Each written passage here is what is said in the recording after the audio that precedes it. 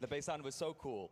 I'd like to invite Mr. Anindya Bakri, who has been joining us now, the CEO and President Director of PT Bakri and Brothers, and also the one and only Mr. Elon Musk, the CEO of Tesla Inc., SpaceX, and now Twitter as well, joining us virtually.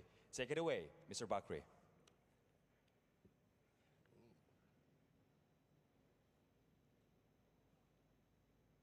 Ladies and gentlemen, no need introduction. Please welcome Elon Musk.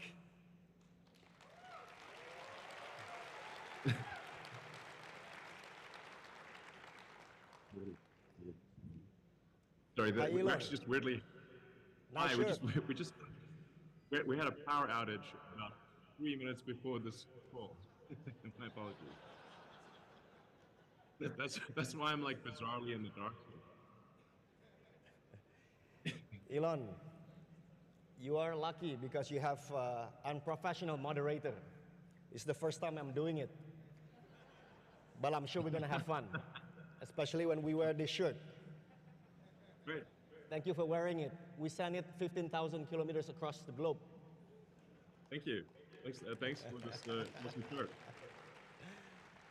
Just quick thing, Elon. The batik that you have is from Central Sulawesi, from small village. It is a place where you have a lot of nickels there, so you may like to visit there. Great. And they have this ambition to make net zero industrial park with clean energy. So that's why this batik bomba is special. I hope you like it. It's great. Thank you for this awesome shirt. That's great. I love it. Yeah. Elon, I know you are a hard worker, but with a lot of headlines that you make lately, if I were you, I would jump on a plane and fly to Bali and kind of like hike a little bit or relax. Why don't you do that? I mean, that sounds fantastic. But my workload has recently increased quite a lot.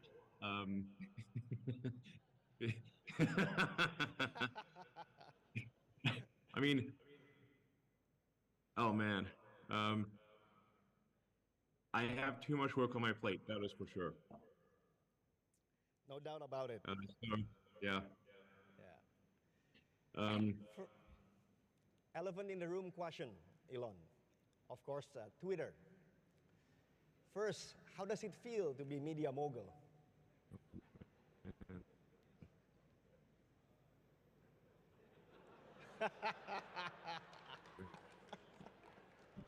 Okay, noted. It's a little uncomfortable.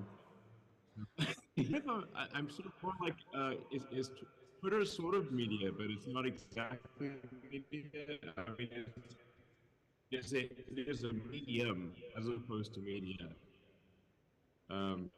So it's but I mean, it's to speak because there's no way to make everyone happy. That's for sure. I see. Now, Elon, we are Twitter nation, fourth largest in the world. A lot of millennials and Gen Z. Even President Jokowi has about 19 million followers. What is the future of Twitter for these developing countries, but already in G20, including the likes Brazil and India? Can you share a little bit? I think Indonesia has an incredibly exciting, bright future because there's just so much youth and energy, and the population. I think a lot of people in the world don't realize that Indonesia has one of the world's highest populations of any country. So I think the combination of the youth, energy, large population, a lot of resources. I think the future is extremely exciting for Indonesia.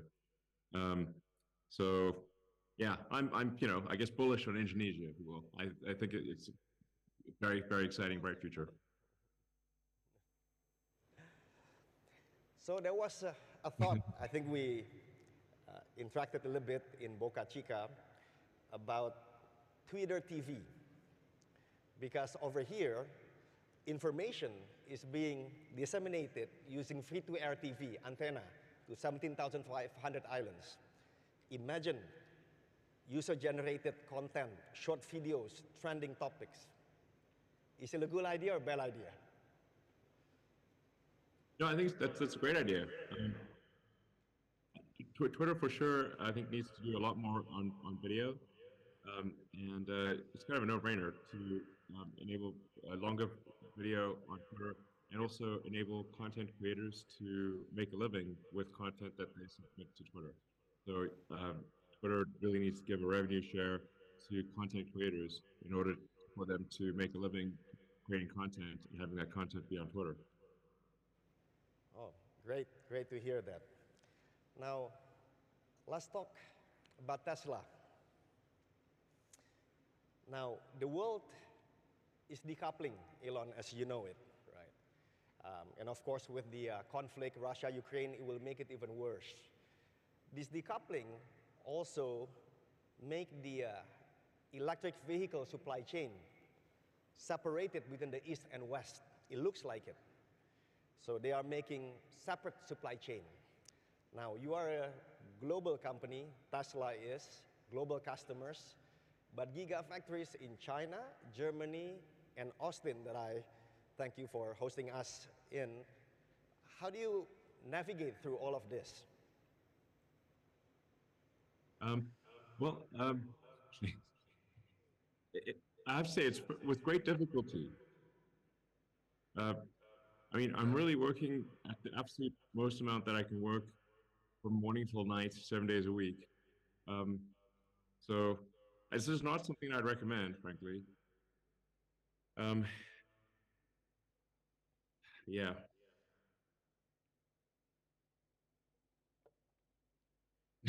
I don't know what else to say, but it is.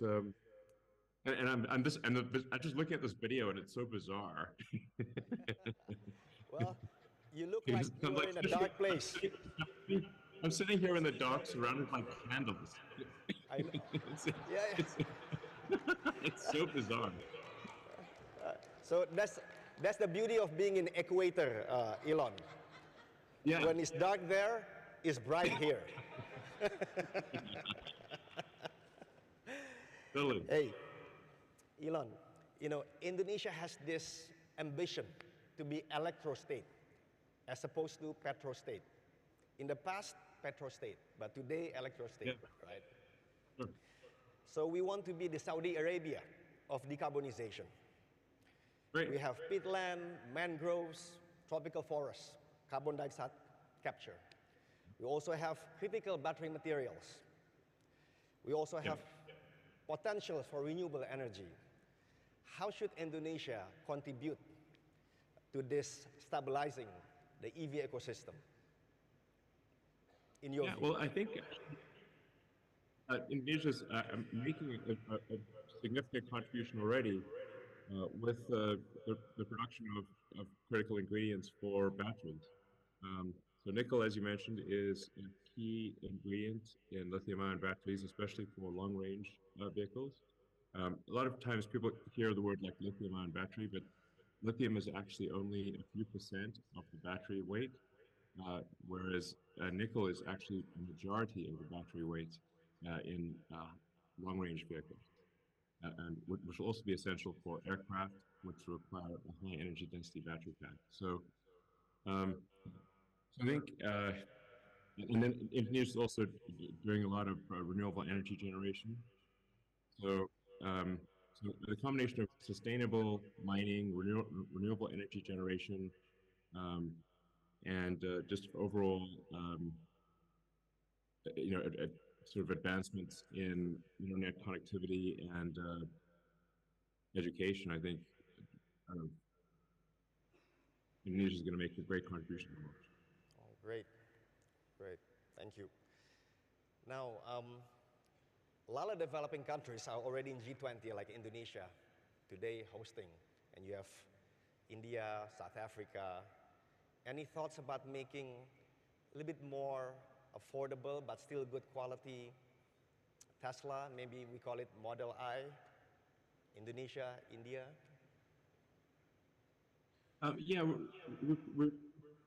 I can't speak too much about the future Tesla product development, except to say that we do think that making a much more affordable vehicle would make a lot of sense, and we should do such a thing. Great, great to hear that. So let's go to SpaceX, Elon. So when we went to Boca Chica to see your facility, impressive facility, by the way, right? First, I have never been to Yeah. Starbase, right? But I overheard some engineers saying that maybe the best place to launch these rockets are from the equator. So Yeah, it's true. it's true, right? Yeah, Indonesia actually, has- like the best would be at like a really tall mountain at the equator. Okay, mountains on the equator, got it. So Indonesia has 5,000 kilometers of equator. And in fact, our new capital is going to be on the equator. Cool. Should we be talking more about launching pads of SpaceX being in Indonesia? And maybe also you can launch some Starlinks. We need some connectivity. Yeah, absolutely. I think long term, it would make a lot of sense to have launch platforms around the world. And I think you could actually even have a situation where you travel by rocket from one part of the world to the next, because then you can travel at over 20 times the speed of sound. So for a rocket can get to the complete other side of the world in 45 minutes, and half sort of to most places in about 20 minutes. So I think that this would really open up the world if you could travel conceivably, to anywhere in the world in less than an hour. Yeah. By the way, Elon, over here in Indonesia, you are not called Elon Musk. You are called Mas Okay. Elon. Mas is brother. Okay, cool. Brother Elon. Thank you. So Mas Elon, we threw some questions on social media asking what would you ask Elon if you happen to see him, live. Right? And maybe you have heard this question, but why do you talk so much about sending people to Mars while probably more than half of the people on Earth still think that the world is flat? Yeah, well, I think it's an exciting future if you can imagine like where we're a spacefaring civilization and are a multi-planet species, and ultimately out there among the stars. And that's just I find that to just be an incredibly exciting, inspiring future, and to think that one day that such things might happen. And the world, of course, will always have problems, and that we need to solve the problems of Earth. And I think 99% of our effort should be on solving the problems of Earth. But I think 1% of our effort should be on being a spacefaring civilization and a multi-planet species, because that's just incredibly exciting and inspiring. And there need to be things. Life can't just be about solving problems. There've got to be things that inspire you and that make you glad to be alive and happy to wake up in the morning.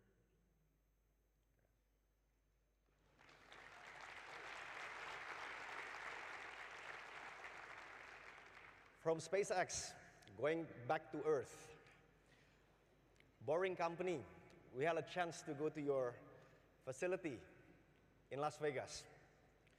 Now, Indonesia and a lot of developing countries, and even developed countries, have a lot of traffic. Are you thinking to do projects of Boring Company in developing country cities, especially maybe using electric buses? So you can solve two things at the same time, traffic and CO2 emission. Yeah. Any thoughts? Yeah, absolutely. I think like my joke about tunnels is that tunnels are underappreciated. I mean, it's not the best joke in the world, but I mean I think the only answer that I can see for congestion in cities is tunnels. Um, I think flying cars are. I mean, I think because of the fact that they generate a lot of noise and a lot of wind, and there's always some possibility that it will fall on your head. Um, and it certainly would not be good for privacy if flying cars were flying over your house all the time. Um, I think, on the other hand, that tunnels can, do not suffer from any of those issues. And so like you can think of flying cars as like 3D above ground, and tunnels are like 3D below ground. Um, and we have some of our first tunnels with electric vehicles operating in them in Las Vegas. So I'd encourage anyone who visits Las Vegas to try them out. And it sounds so simple, but electric vehicles in tunnels are absolutely an answer to the worst possible congestion of any city, because you can go as many layers of tunnels deep as you would like until the traffic congestion is addressed. Great. Thank you. We're getting to the end of the interview, so I'm going to try to take advantage of it. Sure. The right questions to ask for the millennials and Gen Zs. We have 70% of the Indonesian population. They are in that category. What are the great questions to ask today, looking at the next 20 years? Because in 20 years, Elon, Indonesia wants to be in golden era in 2045, 100 years of the independence. What are great questions to ask? You asked me what are the great questions to ask? Yeah. What should be they ask? What they should be asking?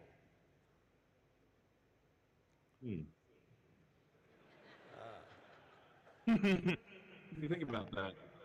Well, we are not millennials and Gen Z, so that's okay, I guess. Well, I think one of the questions to ask is,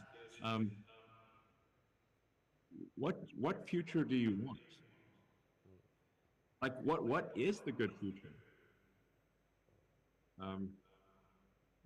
I mean, I think one where civilization is growing and the scope and scale of consciousness are growing along with it is a great future. Obviously one where we transition to a sustainable energy, because the counterpoint is unsustainable energy. So the faster we can transition to a sustainable energy economy, the better. But we will transition to a sustainable energy economy. Just a question of how long it takes. And then I think just furthering human knowledge so we can understand the nature of the universe and our place in it, and how we got here, and I don't know, the meaning of life. And as I said earlier, going and exploring other star systems, and maybe we'll find, alien civilizations, or discover alien civilizations that existed millions of years ago, may no longer exist, but we see the ruins of ancient civilizations. I think that would be incredibly interesting, just to, go out there and explore the galaxy. I see. Thank you. And Bobby, the last question.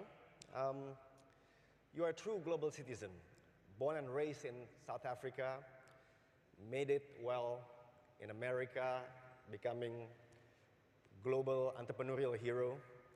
We are here in Southeast Asia.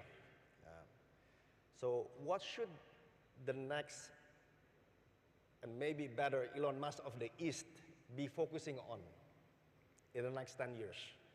Because a lot of people in this room, they want to be Elon Musk of the East. Why not, right?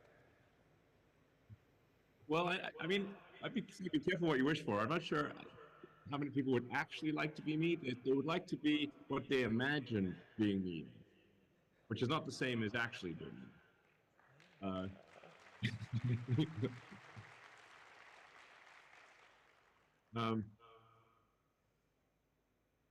I mean, the amount that I torture myself is like next level, frankly.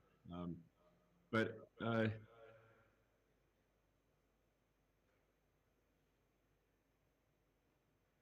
I mean, I think like if anyone who does something like useful, like you know, builds products or provides services that are of use to our fellow human beings, is doing a good thing. So that's I'll just say like maximize your usefulness and value to the rest of humanity. Um, yeah, I mean that's it. That's it really. Yeah. Well, Elon, thank you very much. All right. Thank you. And one more thing, Elon. When we started this session, we started with Elvis' song. A little less conversation and a little bit more action, please. And you certainly have Sure. done that. Even in the middle of the night, you just put on candles to save energy. So thank you for appearing in front of us. I'm surrounded by candles. This is the funniest thing I've ever seen. I'll see you soon. Just really appreciate it. All right, thank you so much, Pak Anindya Bakri, for the light and also meaningful conversation.